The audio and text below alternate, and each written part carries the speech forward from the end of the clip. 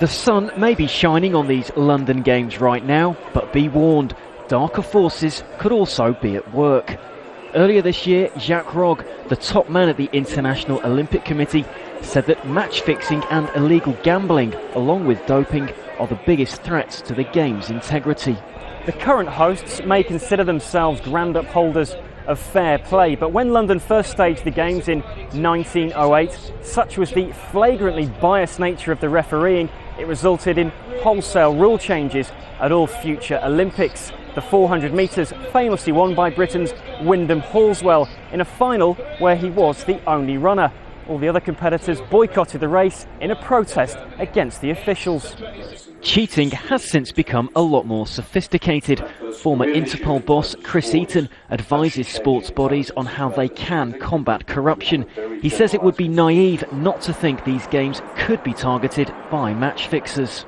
In the case of the local events and lower leagues, they make lots of little bits of money to make up a very effective amount at the end of a year. But if they can find a way, criminals can find a way to manipulate a match that can realise them $15, $20, $30 million, of course they'll do that, no matter the scale of the event. So we're talking about pure and utter criminal greed here, and remember that. As for doping, well, a handful of drug cheats have been caught in London. Over 5,000 blood and urine samples will be tested here, more than at any previous Games. Every test will be frozen, so in years to come, retrospectively, we can retest that test. So there may be wonder drugs that are out now that the governing bodies don't know what to test for. If that becomes apparent in a few years' time, you can then test the urine samples in 3 years' time, 5 years' time, 10 years' time.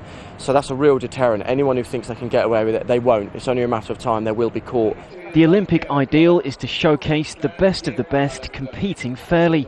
But historically, we know that if we're watching sport, we could also be watching a cheat. Andy Richardson, Al Jazeera, in London's Olympic Park.